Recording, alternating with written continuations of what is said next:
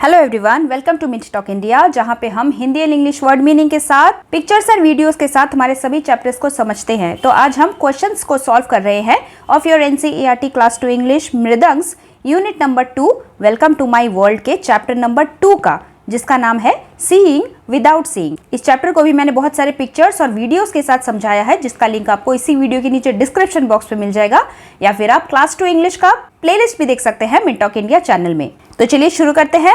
सबसे पहले let us speak, थोड़ी बातें कर लेते हैं।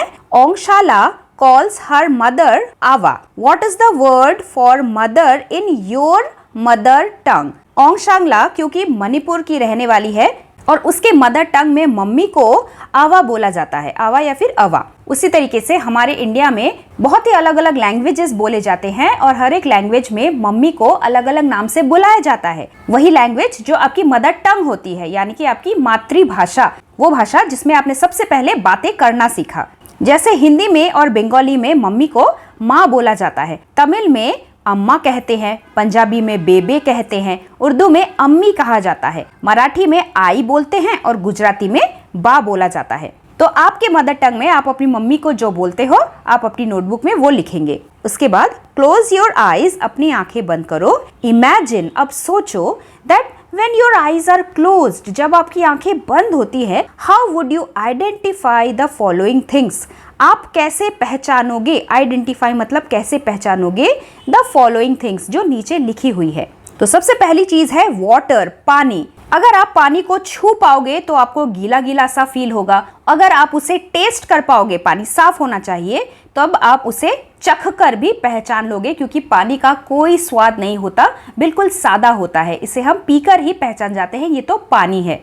अगर पानी दूर है कहीं पे तो उसकी आवाज से भी हम पहचान सकते हैं कि ये पानी है। जैसे नदी का पानी, झरने का पानी, किसी नहर का पानी अपने साथ बहुत ही खास आवाज लेके बहती है, तो उस आवाज से भी हम पहचान सकते हैं। उसके बाद फूल, किसी ने आपके सामने कोई फ्लावर रख दिया हो, कोई भी लोकल फ्लावर, तो उसे आप कैसे पहचानोगे? तो सबसे पहले ओंगशाला की तरह ही उसे छूकर बाय टचिंग हम पहचान जाएंगे कि ये नरम नरम सा, जिसकी पंखुड़ियां हैं, जिसके नीचे एक डंडी है पकड़ने के लिए, तो ये तो एक फूल ही है। लेकिन कौन सा फूल है, उसके लिए हम उसे सूंघेंगे बाय स्मेलिंग, और सूंघते ही हम पहचान जाएंगे ये गुलाब का फूल है या फिर चमेली का या फिर जैस्मीन का, क्योंकि हर एक फूल की अपनी अलग अलग खुशबू होती है। उसके बाद आपके सामने किसी ने चीनी यानी कि शुगर रख दिया हो, उसे आपको थोड़ा टेस्ट करके ही पहचानना पड़ेगा। चख कर हमें वो मीठा मीठा सा लगेगा, और मीठा तो चीनी ही होती है जो दानेदार होती है, जिसे हम हमारे दांतों से दबाते हैं, कड़मड़ की साउंड आती है, तो वो चीनी ही होगी। And the last one, the direction of clapping sound, कौन से दिशा में तालियां बजने की आवाजें आ रही है? बाय हियरिंग, हम सुन के ही बता सकते हैं कि लेफ्ट साइड से तालियों की आवाज आ रही है, या फिर राइट साइड से, या फिर हमारे पीछे से। Next is let us draw. चलिए ड्राइंग करते हैं। Draw 2 things which you like to smell. Smell मतलब सूंघना। ऐसी 2 चीजें बनाओ जो तुम्हें सूंघने में अच्छी लगती है। तो सबसे पहला है फूल, फ्लावर्स। हमें हमेशा फ्लावर की खुशबू सूंघने में बहुत अच्छी लगती है। उसके बाद परफ्यूम की खुशबू भी सूंघने में अच्छी लगती है, आप वो भी ड्राइंग कर सकते हो। अगरबत्ती की स्मेल जो मम्मी शाम को सुबह को घर में जलाती है, उसकी स्मेल भी बहुत अच्छी लगती है, आप उसकी ड्राइंग भी कर सकते हो। उसके बाद draw 2 things which you like to taste. ऐसी 2 चीजें बनाओ जिसे आपको टेस्ट करने में मजा आता हो। तो आइसक्रीम भी हम ड्रॉ कर सकते हैं। Next is let us write. Answer the following questions. Number 1 is fill in the blanks using suitable words from the boxes given below। इन बॉक्सेस के अंदर जो वर्ड्स लिखे हैं उनका इस्तेमाल हमें फिल इन द ब्लैंक्स में करना है। तो पढ़ते हैं सबसे पहला, Ongshangla was very dash one day. एक दिन ओंगशांगला कैसी थी? वो बहुत ही चुपचाप थी, क्वाइट थी। QUIET, quiet. Number 2 is a new dash came to Ongshangla's school. एक नया बॉय आया था ना उनके क्लास में, BOY boy. We will write like this. Number C, Awa placed dash and dash on the table. Awa ने ओंगशाला के लिए टेबल के ऊपर क्या रखा था? मिल्क, दूध और बिस्किट्स रखे थे। So first fill in the blanks we will write MILK milk. Second fill in the blanks BIS bis, CUIT biscuit, और प्लूरल में S biscuits. Number 4 is Awa played a new dash with Ongshangla. Ongshangla के साथ अवा ने क्या play किया था? एक नया खेल, गेम प्ले किया था। We will write GAME game. And the last one, ओंगशाला cried. ओंगशाला खुशी से चिल्ला उठी। ओह, it is not water. ये तो पानी नहीं है। It is dash juice. Mummy ने उसे कौन सा जूस दिया था? Orange juice. ORANGE, orange juice. Let us go to our next question. Number 2. What activities, कौन कौन सी चीज़ें ऐसी हैं do you like to do जो तुम्हें करना पसंद है विथ योर फैमिली मेंबर्स, आपके परिवार वालों के साथ। राइट अबाउट देम, उनके बारे में लिखो। फैमिली मेंबर्स का नाम लिख लेते हैं। तो सबसे पहले तो ब्रदर नहीं तो सिस्टर हम लिख सकते हैं, उसके बाद मदर नहीं तो फादर हम लिख सकते हैं। तो सिस्टर के साथ, ब्रदर के साथ हमें क्या करना अच्छा लगता है? डांस करना अच्छा लगता है। I like to dance with my sister, या फिर I like to play with my brother, ऐसे लिख सकते हैं। दूसरा मदर, मदर के साथ स्टडी करना बच्चों को बहुत अच्छा लगता है। I like to study with my mother, या फिर आई लाइक टू शॉप, मुझे शॉपिंग जाना बहुत ही पसंद है मेरे पापा के साथ। So I like to shop with my father. So anything you can write. उसके बाद number 3, write 5 things you can do by yourself. Yourself मतलब अपने आप, यू कैन डू आप कर सकते हो, ऐसे 5 थिंग्स 5 चीजें लिखो। 1 एग्जाम्पल हैज बीन प्रोवाइडेड, जैसे क्या लिखा है? आई कैन, मैं कर सकता हूँ। Take a bath by myself, अपने आप नहा सकता हूँ। अब आप क्लासरूम के बच्चे हो, नहाने के बाद ड्रेसअप भी शायद आप खुद हो सकते हो। So I can wear, CLOTHES, clothes, कपड़े, बाय माई सेल्फ, अपने आप मैं कपड़े पहन सकता हूँ।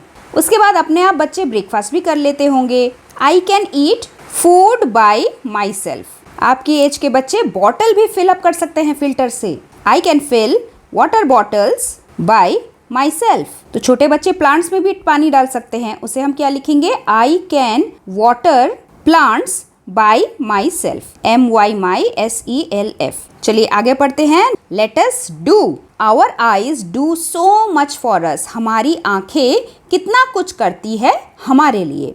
We should take care of our eyes too, हमें भी अपनी आंखों का ध्यान रखना चाहिए। तो आंखों का ध्यान रखने के लिए हम क्या क्या करते हैं? We have to put a tick for whatever is good for our eyes, जो आइज के लिए गुड है उसके सामने टिक लगाना है, जो नॉट गुड है उसके सामने हम क्रॉस लगाएंगे। तो जैसे सिट, बैठो, स्ट्रेट, एकदम सीधा। वाइल रीडिंग और ड्राइंग, कुछ पढ़ते टाइम या फिर ड्रॉ करने के टाइम। यस, बिल्कुल सही बात है। Sit very close to the TV, क्या हमें टीवी के बहुत नज़दीक जाके बैठना चाहिए? बिल्कुल नहीं। टीवी से देखिए ये जो लाइट आती है ना, ये हमारी आंखों को जाके बहुत ज़्यादा चुभती है, जिससे कि हमारी आंखें खराब होने लगती है। तो टीवी के पास, एकदम पास बिल्कुल नहीं बैठना चाहिए। स्टेयर एट सन, स्टेयर मतलब घूरना, क्या हम बहुत देर तक सूरज की तरफ घूर घूर के देख सकते हैं? बिल्कुल भी नहीं। दोपहर का जो सूरज होता है उसकी किरणें बहुत तेज होती हैं, उसकी किरणें भी आंखों में बहुत तेज चुभती हैं। Next, read in good light, जब भी हम रीडिंग कर रहे हो तो आसपास कमरे में अच्छी खासी रोशनी होनी चाहिए, जिससे क्या होगा? हमें साफ साफ नजर आएगा, हमारी आंखों पे दबाव नहीं पड़ेगा। So this is good habit. Next is eat carrots and lots of vegetables, गाजर खाइए और बहुत सारी सब्जियां खाएंगे। यस, वेरी गुड हैबिट, क्योंकि सब्जियों से, कैरेट से हमारी आंखों की रोशनी और भी तेज होती है। Next is play for a long time on the mobile, mobile पर बहुत देर तक नहीं प्ले करना चाहिए, उससे भी हमारी आंखों में जलन होती है। देखो, टीवी की तरह मोबाइल फोन से भी रोशनी निकल के आती है जो हमारी आंखें खराब करती हैं। Next, close eyes and splash water on eyelids, आंखें बंद करके हम वाटर को स्प्लैश यानी कि पानी छिड़कते हैं हमारे आईलिड्स पे, आंखों के ऊपर बिल्कुल भी नहीं। हमें हमेशा आंखें खुली रख के फिर अपने मुंह को, आंखों को धोना चाहिए, तभी तो आंखों पे जो धूल मिट्टी लगी होगी वो साफ होगी। ध्यान इतना रखना है कि पानी साफ होना चाहिए या फिर फिल्टर का वाटर यूज करना चाहिए। आगे हमारे लिए है आंखों के लिए कुछ एक्सरसाइज। अगर हम डेली हमारी आंखों को ऊपर नीचे, लेफ्ट एंड राइट करके कुछ मिनट एक्सरसाइज कर ले तो हमारी आंखें अच्छी बनी रहती हैं।